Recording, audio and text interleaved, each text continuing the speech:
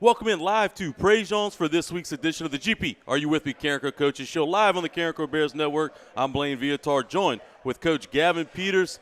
Coach, you're white hot right now, 5 straight wins. The offense is humming, little crisp, cool air outside. It feels like football. Playoffs are getting near. Got to feel good today.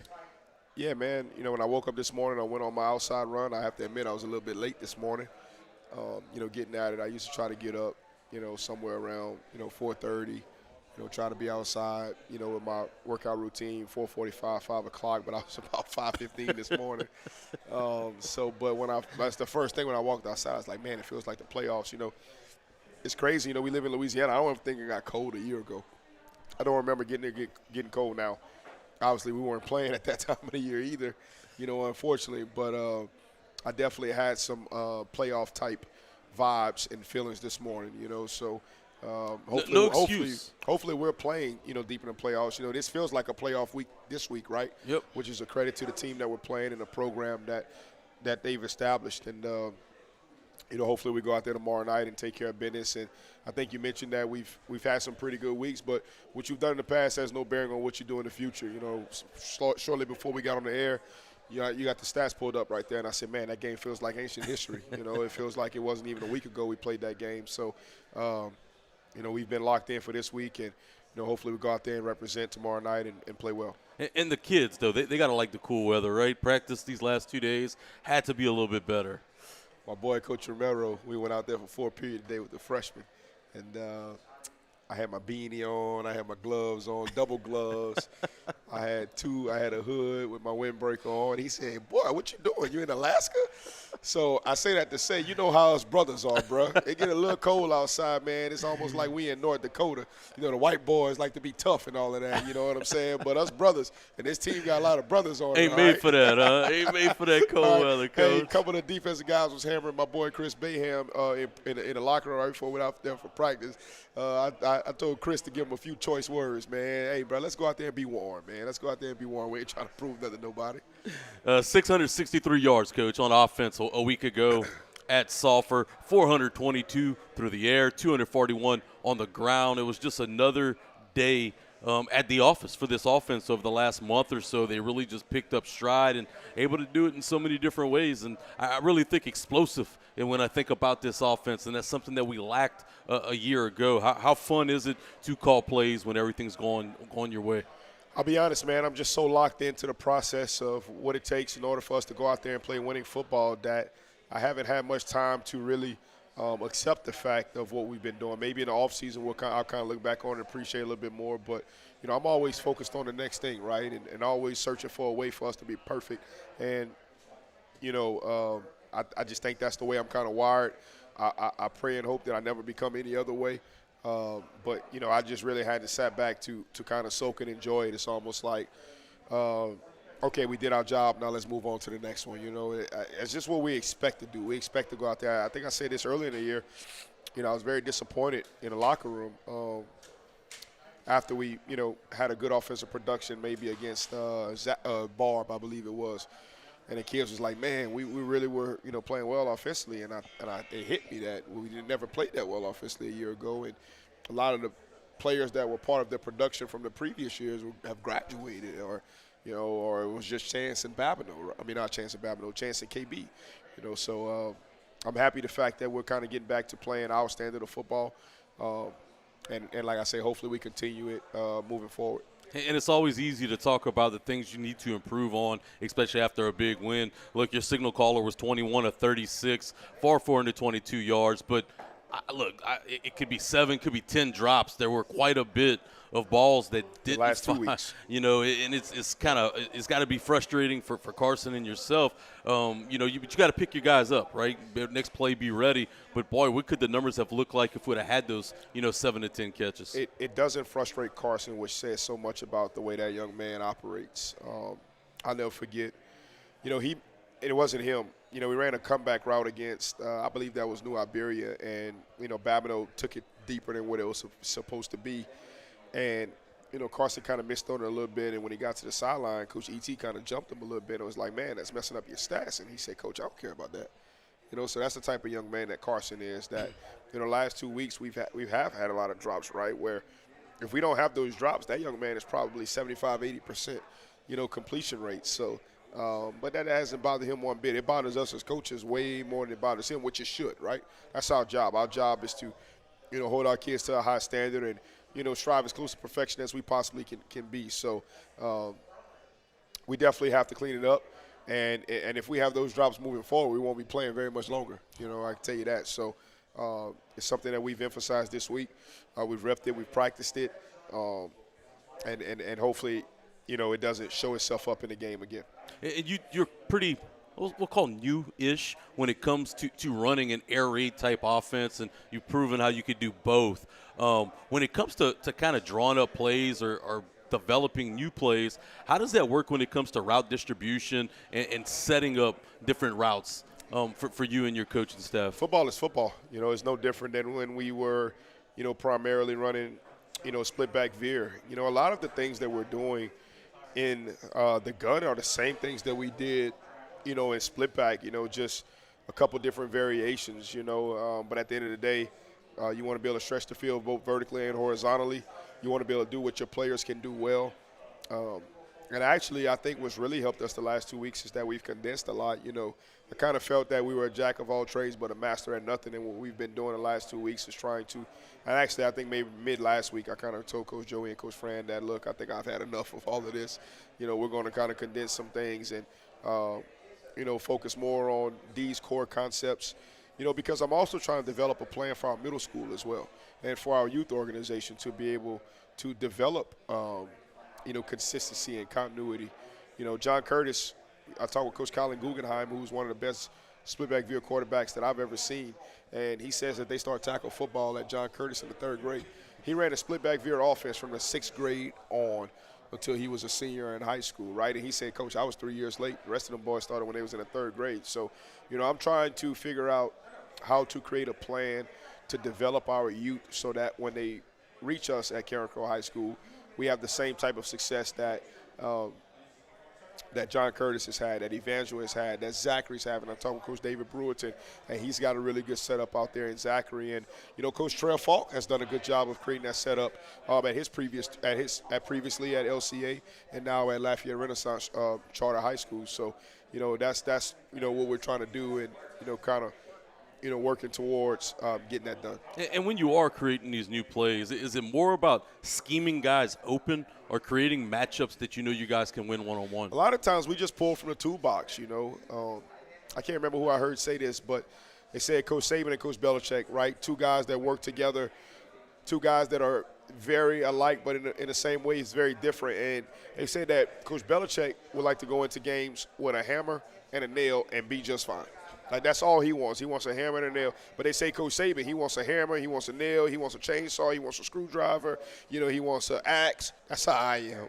I like to have a big toolbox of things that we can be able to go out there and execute, because you never know what tool you're going to need. So, we spend a lot of time starting in the spring, moving into the summer, moving into the fall, installing things at different times. And when we have to go pull some things out of the toolbox, we go pull it. Running the football this past week was no different than the last month. You were able to gain 241 yards on the ground. Again, you got a number of backs involved in carrying the football. Kylan Taylor led the way with 8 carries with 84 yards. He seems like he's kind of establishing himself and turning a corner. He kind of gives you a blend of all the other backs combined. And he's just a big body. He's the kind of guy that'll wear on you as the game goes on. I think his future's super bright, and the best football is still ahead of him. Well, I've been a big fan of Colin Taylor from the very first time he worked out with us last summer. The very first day of summer workouts, I ran in the office and I told all the coaches that he's going to be able to play this year. He had good feet, good instincts, and I was very disappointed in him maybe 2-3 weeks ago, where in a sub-varsity game against Turlins, we went on about a 8-9 minute drive running 2-back classics, and we had already made the decision that if we scored, we were going to go for 2, and we put the ball in his hands to go for 2, and he didn't execute it extremely well, and I was very disappointed. Very disappointed, and we challenged him, and since then, man, it's like I'm literally since that moment, it seems that he's turned into a completely different beast and animal out there on the field, because I think he has the ability to be a Division I football player, and I think he's going to be a tremendous football player. He's already a tremendous football player. I think he's going to be a legend in the history of Carencro football, and just a kid that I just absolutely love to coach, man. The kid works hard, competes, does things the right way. He never has a bad day. He's never moody. He will run through a wall for every single one of us. His teammates matter. The coaches matter. The program matters. The school matters. He has a lot of pride in his performance. Absolutely love Colin Taylor, and he's certainly becoming a dog out there on that field, and I love every bit of it. It's the weekly segment where we get to kind of ooh and awe at Chance Babineau and the stats he continues to put up. Coach, he's at 950 yards receiving on the season, just needs about another 20 yards to be the all-time, break his own record, first of all, of single-season yardage. And look, he's only 50 yards away from becoming the first 1,000-yard receiver in Carencro history. Oh, by the way, he also has 12 touchdowns. He's tied with himself right now for second in touchdowns in a single season. One more, he'll tie Quentin Lawrence for most touchdowns in the season. His career just continues to define who he is as a player, and he keeps just etching his name in the all-time greats in Carencro High history. Yeah, Coach Rip texted me maybe yesterday, and he said, first thing first, you got to make an announcement for the student body every morning that we're playing Southside for the district championship on Thursday. And then he sent me another message, and he said that, oh, and yes, the community needs to know that this could be the last time that the all-time record setter who's broken over 10 school records in the history of Carencro football, this could be the last time that he plays in the open-air Crow Dome. And when Coach Rip said that, it kind of hit me a little bit. And I said, "Woo, that's tough right there, brother." So just thank the good Lord for, blessing us with Chance Babineau, and what a joy it's been to coach him. What a joy it's been to watch him have this incredible season. And hopefully there's a few weeks left, in order for him to go out there and play in a Carencro football uniform. And I think the sky's the limit for him. He's got some things that he's got to work on, both on and off the field, in order to take the next step at the next level. I firmly believe that with the resources that, a Division I program can provide, I believe that he will certainly do that. And if he does do that, I think he's got a chance to play on Sundays, but very thankful of the time that we've had with Chance Babineau. Very appreciative of his family for trusting in us and our program, and certainly wish him the best moving forward after this season is done. But the job's not finished. We got unfinished business left in this season, and hopefully there's a few more records we can go out there and break with him and with some others as well. Looking on the other side of the football, a week ago wasn't as good. Sulphur came into the ball game, and to say they've been struggling offensively might be an understatement. They were able to score season-high 34 points, put up a season-high in yardage in 357. And it was kind of a game that they kept you uncomfortable all night. I thought their play calling was pretty good. Again, I thought we were in position to make plays a lot of times, just didn't come up with the tackles when needed. What is the message to the defense as far as wanting to improve, especially over this stretch run playing for a district championship? It's kind of funny. I leave that up to those guys, man. That's on Coach Pettis, Coach Romero, and Coach Sebo. Obviously, it all falls on me, right, because I'm the head football coach of this program. But I've got the utmost confidence in those guys. I allow them to run their room and run their side of the football. I'm their GA, right? I ask them what they need. As a matter of fact, yesterday in goal line, I wanted it to help our team out too, but we gave them a few of our offensive players, to maybe have a chance at stopping us at goal line. I think Coach Joey will have a good talking with you when he gets up here. We went 3-0 still. So, tell it. Look, y'all obviously been doing really well, and that's transpired on Friday nights. But hey, bandit drill. I believe you had another big week as well. First play touchdown in bandit drill. What y'all ran, man? What was the play call? Oh, man, I think we ran outside veer, bro. We ran outside veer to the crib, man. Bayham? Colin Taylor. Okay, our boy Colin Taylor, man. Our boy Colin Taylor. So I think it was an end-of-game scenario where we had to get 3 first downs to ice the game. So it was the same exact scenario that Southside was in 2 years ago when we played them at – was that St. Martinville? St. Martinville. We played them at St. Martinville. So I think we may have had one timeout left. All they had to do was – maybe get 1 or 2 more first downs and completely bleed the clock, and they fumbled the football. They fumbled the football, and then that was Chance's kind of first pressure moment as a quarterback. Back when he was a sophomore, he led us on a 2-minute drive where we beat them, 19-13, I believe it was. We had a really good night offensively that night. We had 450 yards total of offense, but we just got a whole bunch of times in the red zone where we didn't, punch it in. So we recreated that scenario, and we just happened to, that's the good thing about, our offense and Southside's offense too, right? Like, man, one misfit, like one single misfit, and that thing can go hit his head on the goalpost. And we did a good job of executing. The defense happened to be in a good front for what we've called, and our kids went out there and executed well. So yeah, we got that bandit drill dub this week. I wasn't very happy last week. I think we gave another one away, man. I can't remember the situation. Oh, I think it might have been we won last week, bandit drill. Three in a row, I believe. We won last week. Yeah, no, one of them was the fumble spike. I thought that was last week. So. Coach Joey got a mind of an elephant, man. He don't miss. He remembers everything. He remembers every play, scenario, drive. The guy can't miss it. Before I let you run, I know. Miss Battle came up to me like 2 days ago talking about some senior night stuff. I said, go see Coach Joey. Like, go see Coach Joe. He can write the scripts. He can do it all. Go see Coach Joe, and he going to tell me what we doing. That's my boy, man. I do everything through Coach Joe.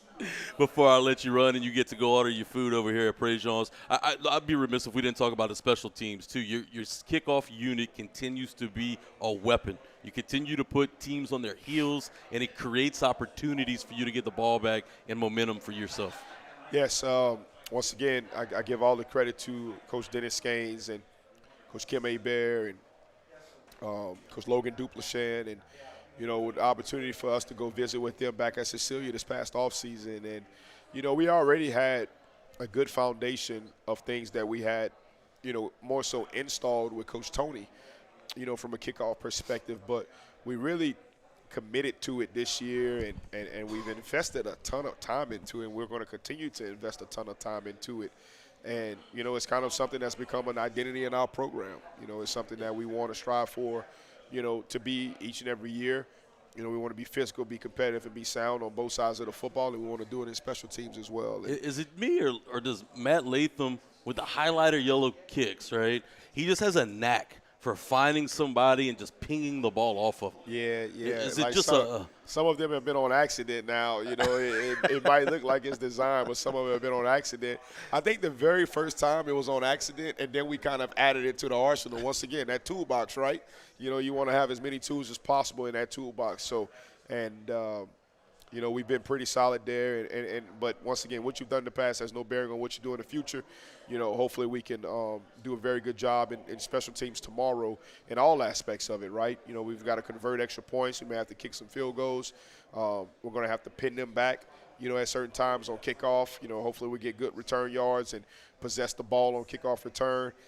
There's going to come a time where we're going to have to punt the football, and we've got to protect it and get it off. And, there's going to be times where we want to have to go after the punt and also set up a return. That's all part of football, man. High school football, college football, NFL football, that's all part of it each and every time you go out there and you play the game. Well, Coach, we're going to let you take a break, and we're going to take our first break of the night. When we come back, Coach Mitch Vidrine, Carencro's freshman offensive coordinator, is going to join us. We'll talk about his time at Acadiana, his transition over to Carencro, and what the future Bears have in hold. Right here on your home for Carencro High Football, the Carencro Bears Network.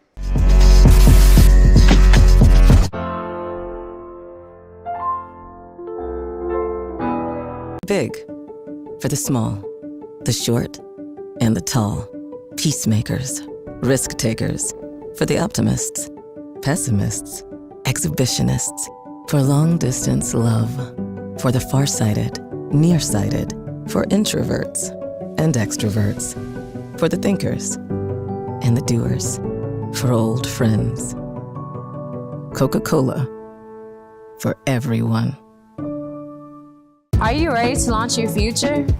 Welcome to the Academy of Information Technology at Carencro High School, the premier magnet academy for cutting-edge education in computer science, information technology, and media arts. Dive into a world where your interests come alive. In AOIT, you'll explore technology like never before, mastering essential skills in HTML and Python while gaining hands-on experience in daily TV production and innovative media projects. Our partnership with LSU and affiliation with the National Academy Foundation means you'll receive top-tier computer science education. Imagine leaving the academy with industry-standard credentials from Microsoft, Adobe, and CompTIA, plus a stunning portfolio that showcases your skills. Don't just dream about the future, create it. Follow your passion in tech and join AOIT today. Apply now at LafayetteChoice.com/apply. Your future starts here. All right, Carencro fans, it's football season. That means it's time for the GP Are You With Me? Carencro Coaches Show. This season, we're bringing it live to you from a Carencro staple right here at PREJEAN'S off of the Evangeline Thruway. We're going to be live each and every week. For Friday night games, the show's going to be on Thursday nights. For those Thursday night kicks, we'll be live on Wednesday nights, 6:30 to 7:30. You can hear it all at one place, the Carencro Bears Network. Never been a better time to buy a new Super Duty pickup from Hub City Ford. Right now, get $7,000 off MSRP on a 2025 Ford Super Duty. Need to pull a heavy load? It's the perfect truck with best-in-class towing and torque. And it's loaded with advanced technology. And with 42 acres, Hub City Ford's got a huge selection. Save big on a brand new Super Duty. $7,000 off MSRP. Hub City Ford, I-49 North, Lafayette.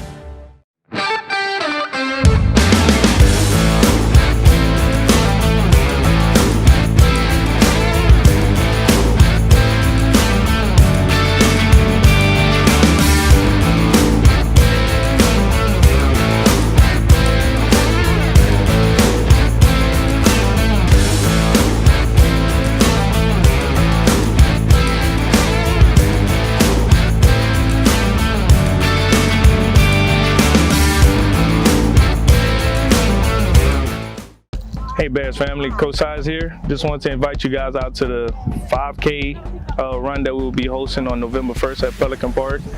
This run will be linked in with the Sabon Festival, so if you do decide to come out and run, you'll be able to come out and enjoy the live bands and the varieties of different foods. To sign up for the run, you can use the QR code at the bottom left of the screen. You can scan the QR code, and you can also go to runsignup.com to register for the run. All right, once again, November 1st, Pelican Park, Sabon Fest, $25 to register. If you can't run the 5K, that's fine. You can walk it, you can jog it, you can do whatever you feel. All right, go Bears. Let's get it over, right?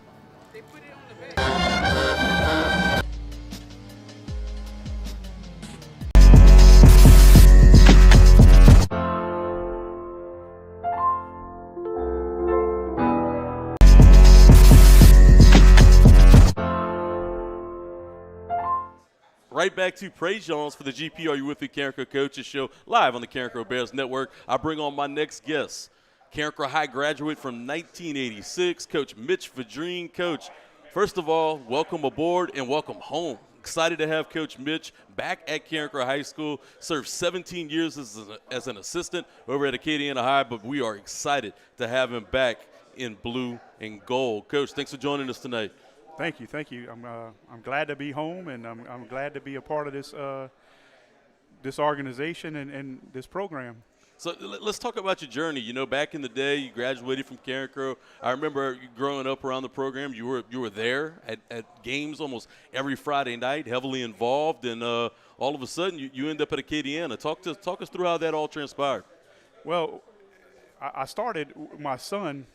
We lived in the Judy's area, so I started coaching my son, who was and all of his friends. And I always said that, you know, when he gets older, then I would get him to Carencro, and he'd play football at Carencro. And as time went on, and he played with all his friends, when the time came, it was, Dad, I want to play with my friends. I want to go where my friends are going. So he ended up going play at Acadiana, and that's how I ended up at Acadiana.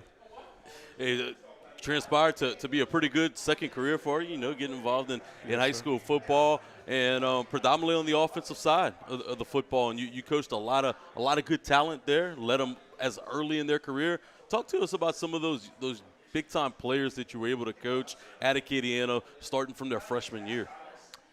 Well, Edward Cormier comes to mind as one of the ones that we coached, and You have to know right away with a guy like that, right? Oh, yeah. Another He guy was with a lot of Carencro ties, too.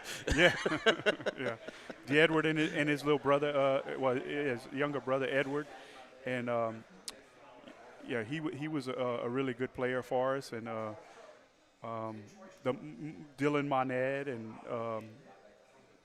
comes to mind, and It's coaching Jalen James, and you know, like the freshman versus varsity and being heavily involved in the youth. Does that give you more, you know, joy and sense of accomplishment, you know, for helping the guys kind of develop their skill set and prepare them for playing on Friday nights? yeah, you know, it's different. It's different than coaching varsity because at the freshman level, when they get there, they're a blank canvas.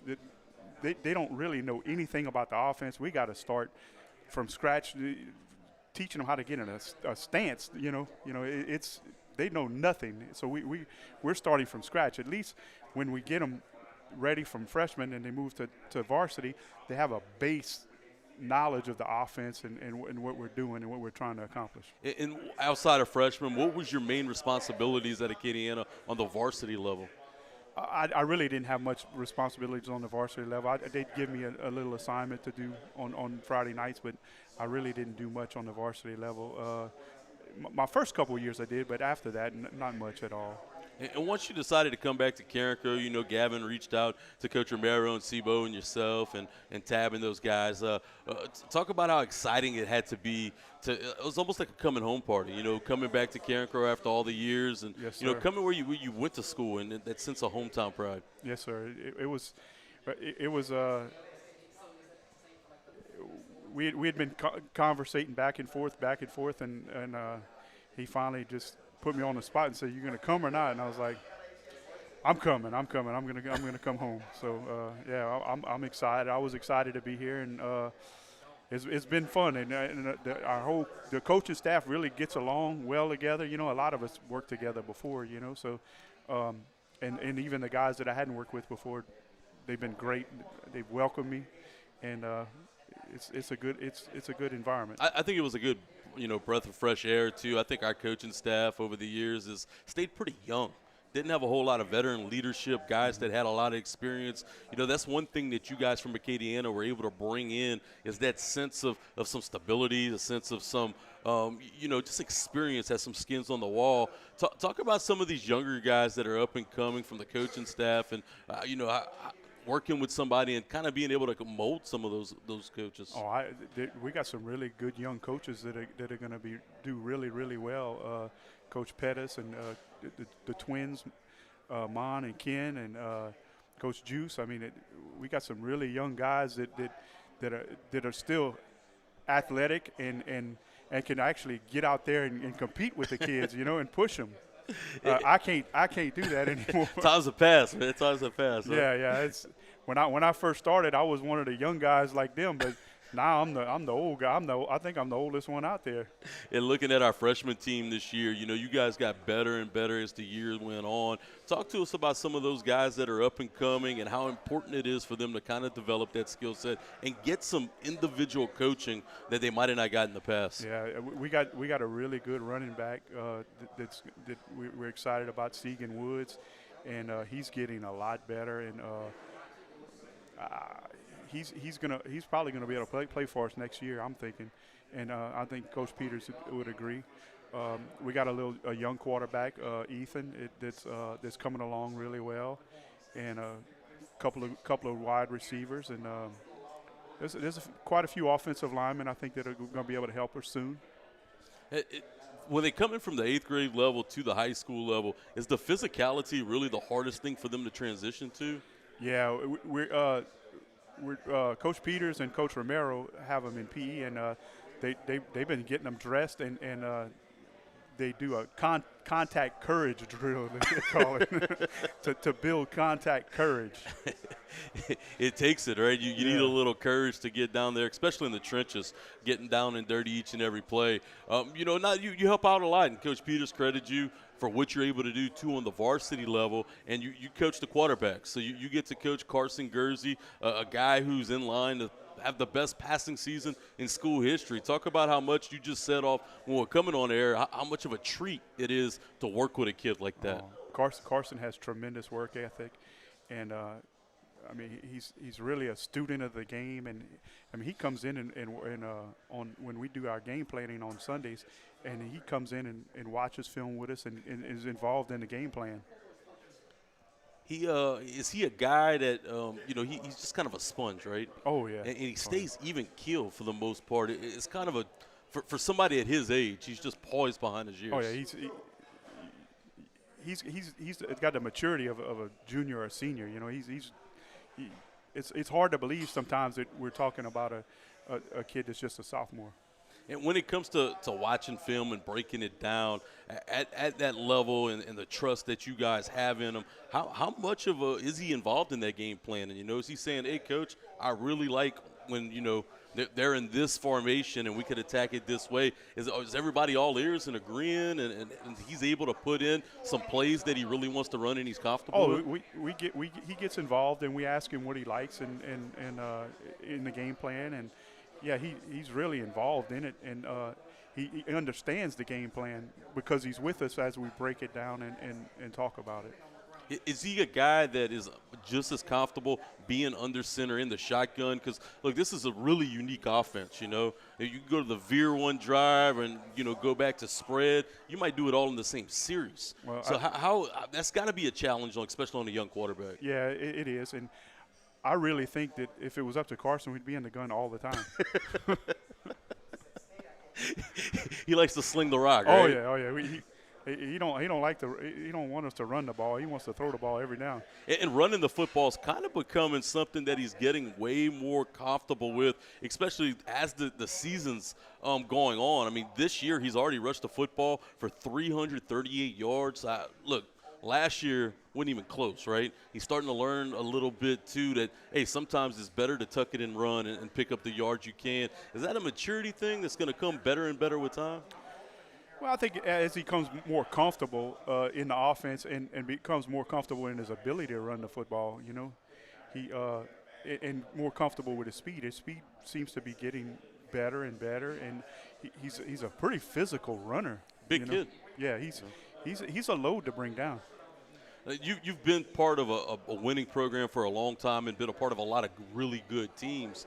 As we're in the back half of the season and we're set up for this stretch run for a district championship, is that something that you got shy about talking to the kids and the team, or is it something that y'all encourage? You want the pressure, you want the opportunity to win district?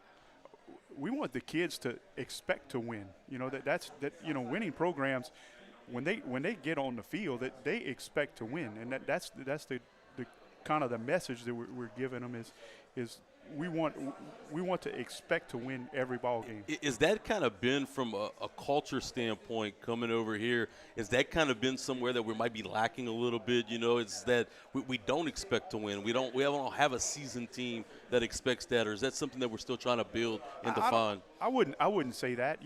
They probably lost some confidence last year because of the year they had, but I feel our confidence level is really up, and our kids are responding well to the I guess not really pressure, but they're responding well to every week. The challenge that lays ahead. Do the kids understand, or do the coaches communicate to them like, look, we have 2 weeks left in the season. We're hearing the PowerPoints, and look, you win both games, you're pretty not guaranteed, but you probably get a bye.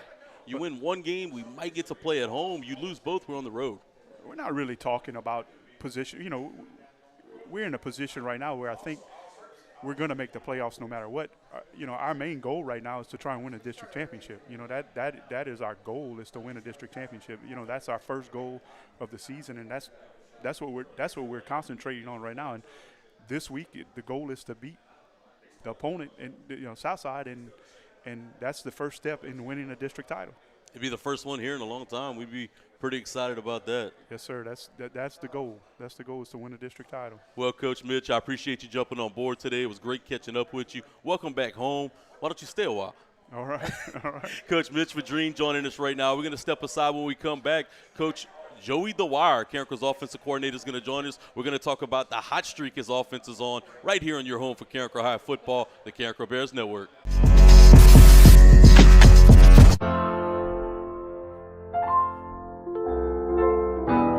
Big for the small, the short, and the tall. Peacemakers, risk takers. For the optimists, pessimists, exhibitionists. For long distance love. For the farsighted, nearsighted. For introverts and extroverts. For the thinkers and the doers. For old friends. Coca-Cola. For everyone. Are you ready to launch your future? Welcome to the Academy of Information Technology at Carencro High School, the premier magnet academy for cutting-edge education in computer science, information technology, and media arts. Dive into a world where your interests come alive. In AOIT, you'll explore technology like never before, mastering essential skills in HTML and Python while gaining hands-on experience in daily TV production and innovative media projects. Our partnership with LSU and affiliation with the National Academy Foundation means you'll receive top-tier computer science education. Imagine leaving the academy with industry-standard credentials from Microsoft, Adobe, and CompTIA, plus a stunning portfolio that showcases your skills. Don't just dream about the future, create it. Follow your passion in tech and join AOIT today. Apply now at LafayetteChoice.com/apply. Your future starts here. All right, Carencro fans, it's football season. That means it's time for the GP Are You With Me? Carencro Coaches Show. This season, we're bringing it live to you from a Carencro staple, right here at PREJEAN'S, off of the Evangeline Thruway. We're going to be live each and every week. For Friday night games, the show's going to be on Thursday nights. For those Thursday night kicks, we'll be live on Wednesday nights, 6:30 to 7:30. You can hear it all at one place, the Carencro Bears Network. Never been a better time to buy a new Super Duty pickup from Hub City Ford. Right now, get $7,000 off MSRP on a 2025 Ford Super Duty. Need to pull a heavy load? It's the perfect truck with best-in-class towing and torque. And it's loaded with advanced technology. And with 42 acres, Hub City Ford's got a huge selection. Save big on a brand new Super Duty. $7,000 off MSRP. Hub City Ford, I-49 North, Lafayette.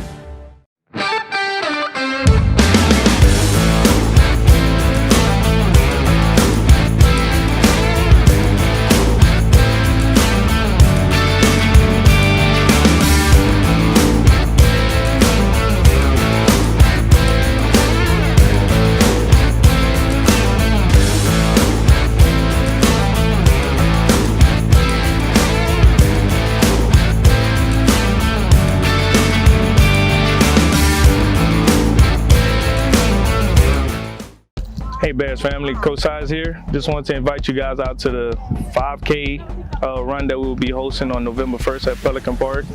This run will be linked in with the Sabon Festival, so if you do decide to come out and run, you'll be able to come out and enjoy the live bands and the varieties of different foods. To sign up for the run, you can use the QR code at the bottom left of the screen. You can scan the QR code, and you can also go to runsignup.com to register for the run. All right, once again, November 1st, Pelican Park, Sabon Fest, $25 to register. If you can't run the 5K, that's fine. You can walk it, you can jog it, you can do whatever you feel. All right, go Bears. Let's get it over, right?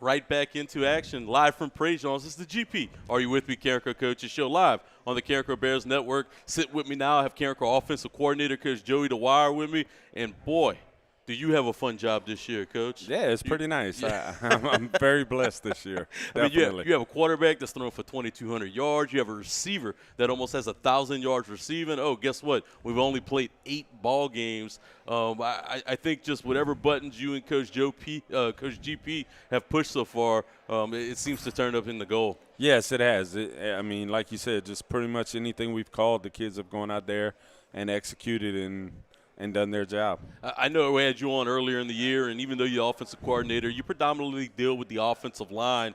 And you talked about that group's got to be better. You didn't shy away from that. You said that was one of your concerns. You wanted to see them become more physical. Well, now after 8 weeks and putting up gobs of points, and hey, the last few weeks, over 200 yards on the ground, how do you feel about that offensive line at this point of the season? I feel a lot better about them, and early on those concerns were warranted. But I don't know, we kind of challenged them a little bit about a month ago. Kind of took away their nickname that they're known by, the foundation. And ever since that point, they have just been a really good group. And it boils down to the preparation. They've been really good Sunday through Thursday. And those things have allowed them to perform on the field. And you guys have stayed with majority of the same guys throughout the year. You shuffled up a little early in the year, and since then you kind of rode the same five.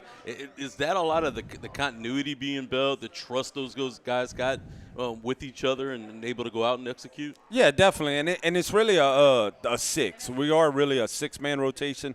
It was five for about 3 weeks because we lost Camden Richard for about a 3-week period. But now he's been back for about 3 weeks. So it's a little six-man rotation. The center's the center, the two tackles are the two tackles, and then we have a little rotation between the three guys at the two guard spots. And does that interfere with rhythm at all? No, not at all, not at all. One of them plays predominantly on the right side, one plays predominantly on the left side, and then the other guy's kind of our swing guy where he can go both ways. And like you said, I think having those six guys for the whole year has built some trust, and they're getting better working together, and you're seeing it out on the field on Friday nights. And not only the comfort level, too, but in the offensive line, but your quarterback and, GP and Coach Mitch just told us the same thing, that, man, he's just, he's a student of the game. He's involved in the play calling. He's involved in the game planning. Is he a guy that is, he not even upset? Got, with 7-8 drops last week, and he's ready to just keep slinging the ball and giving his playmakers opportunity. Talk about what it's like to have a guy like that, only a sophomore, and almost like you have another coach on the staff. Yeah, we definitely do. We definitely do, and we're very blessed to have Carson in our program and being our starting quarterback. And you're correct. He is definitely like another coach on the field. He's there on film sessions on Sundays, game planning with us. He shows up every morning, and that's another thing that's gotten better. It was just him at first, and then now we have 2, 3, 4 offensive linemen that are showing up at 6:45 and watching film till 7 o'clock. And so I think that's another reason why you are seeing the progress you have on the field. And the unselfishness, too. I mean, when you look at the backfield, the running back room's crowded. Got a lot of guys fighting for carries, but, hey, look, those guys come in, and whoever seems to be plugged in wants to do their job, and it's a team effort. You guys have just built that culture and instilled it not only at the running back level, but the entire team. Absolutely, absolutely. And, yes, you are right. The backs, when called upon, have done their job. Like I want to say last week, I think it was Chris Baham had the big first half, and then in the second half, Colin Taylor had the big second half. So, and it's kind of been like that all year. Corday Baptiste gave us some good reps early on. Now he's playing a little more predominantly defense. But Chris and Colin have been really, really good for us this year. And then adding TJ to senior leadership has also given us a little bit more size back there and another body that we can use.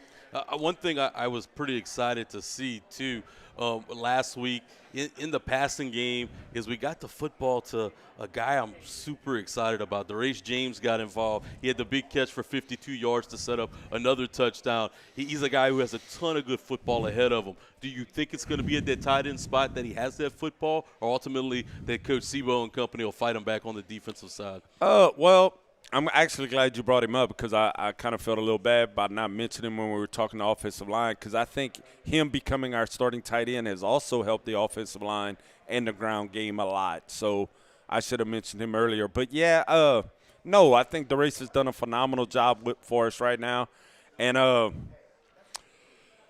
his best football is definitely ahead of him. And as far as the defensive question, I mean, look, we have athletes at this school. I mean, kids are going to play where we need them to play. So I'm sure they're going to call for him at some point. We're going to have him at some point. It's just going to be where can these guys help the team the most. If you'd have drew it up at the beginning of the season going into the final 2 weeks, you're exactly where you wanted to be. Undefeated in district play, opportunity for a district championship. Talk about how that, that expectation of, like Coach Mitch mentioned just a little while ago, we expect to win. We want to expect to win. How's that culture kind of presented himself to you guys, and how does it feel in these last 2 weeks to play for a district championship? Oh, it feels amazing, and I'm kind of with you. Like, that's the biggest thing I've noticed about this group now, especially on the offensive side of the ball where I'm predominantly. Like, these guys expect to succeed. They expect to go out there and score 50 points. They expect to win football games. And like you said, they expect to win the district championship. And that's been the biggest change over last year's team. Another thing that you talked to us about earlier in the season is you said we have to learn to practice. We got to learn to be better Monday through Thursday and learn to want to practice and get better. Talk to us about the evolution of through the season when it comes to playing on the practice field. Oh, that's been the biggest change in our team is we have been really, really good in practice. I kind of mentioned that earlier, that we've been better Sunday through Thursday, and it's showing out on the field. I think our guys, especially on the offensive side of the ball, like we also not only do we do kind of some of our team stuff, we also do some scout looks and give our defense some looks, which I also think is helping us. And our practice habits have become a lot better, and you're seeing the results over these last 5 weeks. Coach, usually I see you in the press box quite a bit since we sit next to each other, and I bitch and moan, want to run the football, and I'm very vocal about it as I look at GP off to the side. You hadn't heard me complain the last few weeks, though, right? I've gotten once the game might get out of hand, I might be ready for bed by that time. I got you. But for the most part, it's been fun watching you guys go in and out of so many different formations and styles of offense. You yourself, are you becoming a guy that kind of like leaning on the pass a little bit? Yeah, I like the passing game. Right. Ain't nothing wrong with the passing game. Look, I'm all about Carencro High scoring points. So if it's two-back classic, if it's throwing the ball, if it's air PD, whatever it is, I'm about us scoring points and winning football games. I don't really care how it gets done. My guy, Coach Fran, texted me on my way over here, and he's like, hey, bro, you got to bring up goal line. He said, whatever you do with Coach Joey, you got to bring up goal line. So I'm assuming that you guys got to the defense again this week? Yeah, we got to the defense again today. We yesterday we shut them out 3-0. So another good week for us. That's more physicality down there? Yeah, well, kind of. It's always the best 2 out of 3. So obviously we always starting two-back classics to try to get that first one down, and then we went two-back classics the second round, and then when we were up 2-0, we kind of went to our one-back game and had a little fun with it. And the coach's office is pretty quiet on the defensive side? Yeah, they don't talk very much. Not talking much. Especially with us now starting to win bandit drill and the dominance we've had in goal line, they don't talk about that too much. I got Coach Pettis on next week.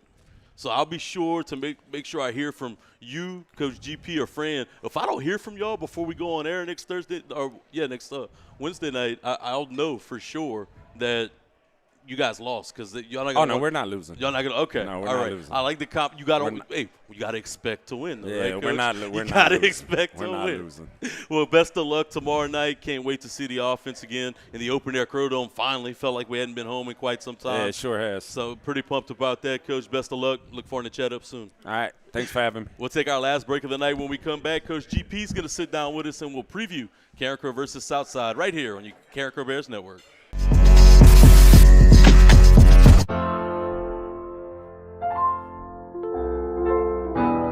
Big for the small, the short, and the tall. Peacemakers, risk takers. For the optimists, pessimists, exhibitionists. For long distance love. For the farsighted, nearsighted. For introverts and extroverts. For the thinkers and the doers.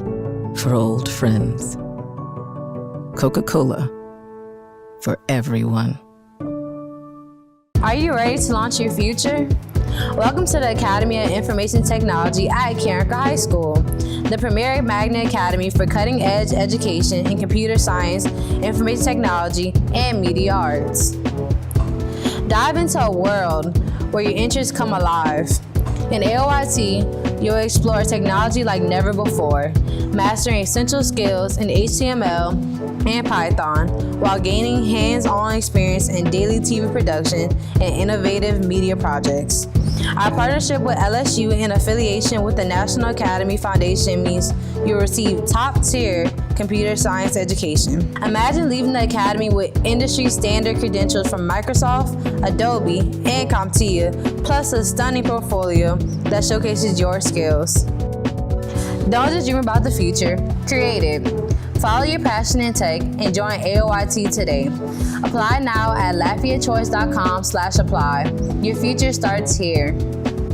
All right, Carencro fans, it's football season. That means it's time for the GP Are You With Me? Carencro Coaches Show.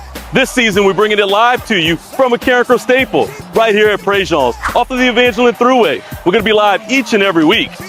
For Friday night games, the show's going to be on Thursday nights. For those Thursday night kicks, we'll be live on Wednesday nights, 6:30 to 7:30. You can hear it all at one place, the Carencro Bears Network.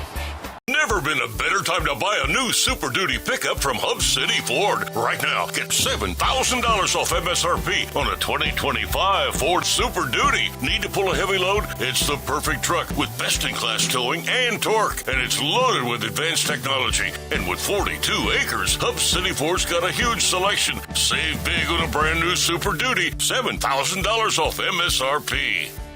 Hub City Ford, I-49 North, Lafayette.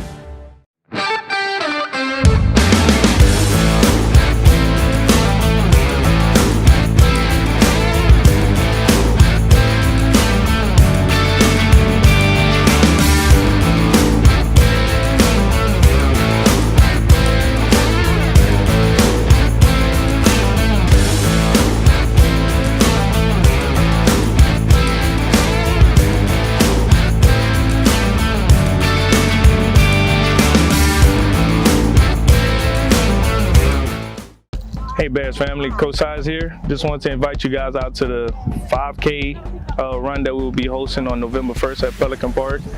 This run will be linked in with the Sabon Festival, so if you do decide to come out and run, you'll be able to come out and enjoy the live bands and the varieties of different foods. To sign up for the run, you can use the QR code at the bottom left of the screen. You can scan the QR code, and you can also go to runsignup.com to register for the run. All right, once again, November 1st, Pelican Park, Sabon Fest, $25 to register. If you can't run the 5K, that's fine. You can walk it, you can jog it, you can do whatever you feel. All right, go Bears. Let's get it over, all right?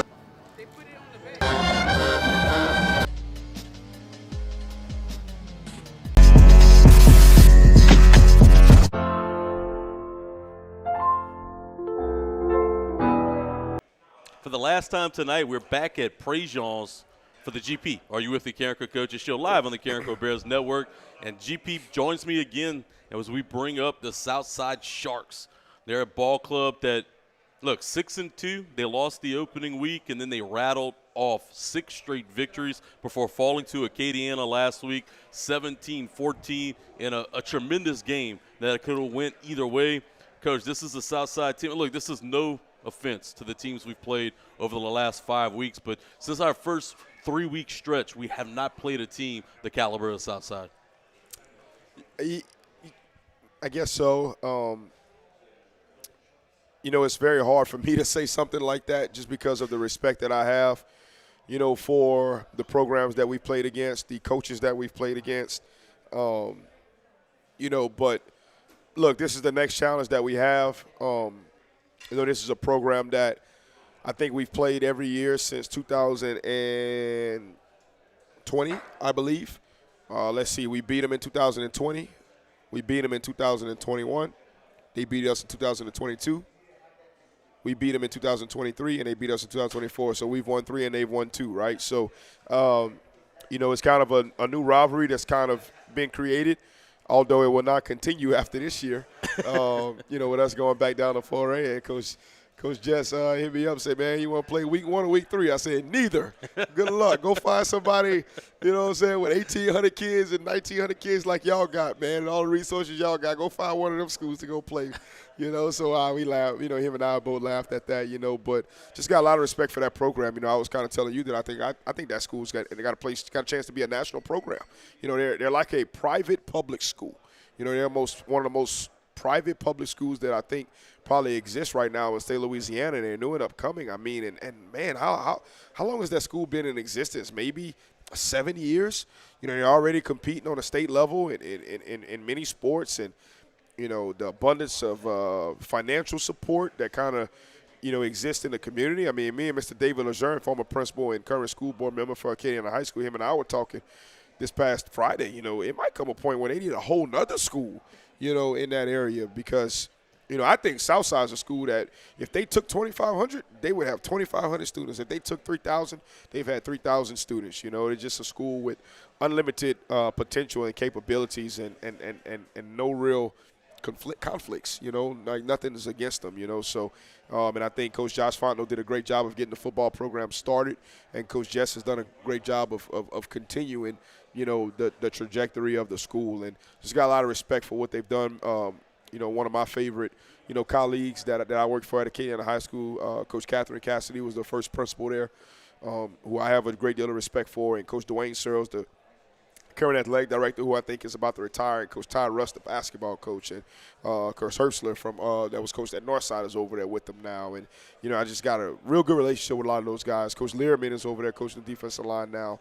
You know, Coach Zach Bertrand, our offensive coordinator, you know, him and I got a lot of mutual respect for each other. And, you know, we talk constantly, you know, throughout 12 months. So I really, really, really like Southside High School, really love what they've done, really love that area and that community. And I think they're going to be a force to be reckoned with in the state of Louisiana for a very long time. And their offense is really good, Coach. I know they only scored 14 points against a really good Acadiana team a week ago. But before that, I mean, you look at their, their scores. 35 on offense, 35, 35, 45, 39, 52, 63. They could put them up in bunches. They run that funky wing T style offense, and it's really kind of deceptive. It really forces you to have a lot of gap integrity and making sure that you're playing your principles. Talk about how big of a challenge that is for our defense. Well, I don't think you can look too much into the game last week versus Acadiana, right? There ain't been very many people that have scored more than 14 points against Acadiana in the last 10 years, and Coach Morrow and Coach Dawson and company have done a tremendous job of overcoming the hurdles that they faced early in the year, and they're playing as good a football as probably anybody in the state of Louisiana right now. I thought that was a really, really big win for them. But, you know, they've got a 5-star defensive tackle, Darius McKinley, who, you know, had a great impact on the game. And they've got two of the better linebackers in the state of Louisiana, and Gavin, I can't think of Gavin's last name right now, and then Isaiah, the other linebacker, number 4. And then, you know, Coach Morrow has done a good job, and I thought they had a really good plan against those guys. And, you know, Southside, you know, they were driving towards the end with an opportunity to, you know, push the game into overtime or maybe even take the lead and walk off with it. But, you know, Acadiana just made the more plays down the stretch. And I tell you what, you know, I read in the paper today that Bill Dawson would have been very proud of the drive that, you know, Acadiana had to win the game, and I agree with that. But I think Ted Davidson was probably proud of the whole entire game because every play mattered. I can remember when LSU played Ole Miss a couple years back, and it was maybe like a 13-10 game. Was that Jeremiah Masoli may have been the quarterback for Ole Miss? My homeboy Damian Jackson was starting free safety for Ole Miss at the time. So I remember sitting in the end zone kind of with the Ole Miss people, but I was an LSU fan, right, because I got tickets from Jack, you know. But I remember the next morning, you know, telling Coach Davidson, like, man, I don't know, it was kind of a crazy game. He said, no, that was a good game. That was football. You know, every play mattered, you know. So that was kind of my thought process of the game versus Southside, you know, with Acadiana. It was a game where every play mattered, you know, and I think both teams represented themselves well as far as competing for the district championship. You know, somebody's got to lose it. You know, somebody's got to lose it. But I thought both teams played their tails off that night. And we talked a lot with Coach Joey and Coach Mitch about expecting to win. And this has nothing to do against the opponent. This has to do with you taking care of business and doing the right things and expecting to win. The team, you know, has to have a lot of confidence right now and an expectation that they're going to perform well at home tomorrow night. Well, what Bill Parcells said years ago, there's winning and there's misery. There's no in-between. You know, there's no in-between. So, I mean, obviously our guys are – you know, have a lot more, you know, juice about themselves at this point this year than we had a year ago, you know. Like Coach Joey made a good point, you know, in this contest a year ago, even though we, you know, struggled, you know, overall as a team, this was a 22-21 ball game going into the fourth quarter. And we were up 14-0 with a chance to go up 21-0. And then in the fourth quarter, things just kind of spiraled out. He said we had 7 turnovers. I said, gross. Yuck. Flush it. Golly, 7 turnovers, man. I'm surprised I'm sitting right next to you. I'm surprised I ain't ended all that night, So I pray and hope that's not the case tomorrow, man. So, hopefully we're able to go out there and play, a game of clean football. And something we talked a lot about in the first segment was special teams. And something that you haven't done a whole lot over the course of the last month is punt the football. No doubt tomorrow night field position is going to be big. There's going to be some huge plays, and it could be a game where every play matters. The punting game is going to be very important. Talk about how do you work with that group and keep them sharp when you're not having to punt the football at all? It's one of those things that I'll be honest, I need to be a little bit better at as a coach. I hate punting to football. My very first year coaching at Acadiana High School, we went about 6 weeks, I believe, without punting the football. It was an amazing stretch of, solid offensive production. So ever since then, that's kind of always been my mindset of, man, I hate to punt the ball, but there comes a time and place where you have to punt the football, right? It's part of the game. It's part of the game. And, so hopefully we don't have to punt the football tomorrow night, but if we do, I think we're prepared to go out there and execute. Well, Coach, good luck tomorrow night. We're going to week 9. 2 games left, finally at home again, and the district championship's on the line. Wish you and your team good luck tomorrow night and look forward to catching up after the game. Oh, thank you, brother. Always a blessing to be here. I want to thank our crew that came through tonight, all of our fans that watch us each and every week. My guy Benji Desatel and Seth Dickerson behind the scenes making it happen. Coach Mitch Vidrine and Joey Dwyer for hopping on, and, of course, GP for hopping on each and every week. Tomorrow night, you can catch us at 6:45 pregame, 7 o'clock kick. We'll be right here on CBN and also on Mustang 107.1. Go Bears.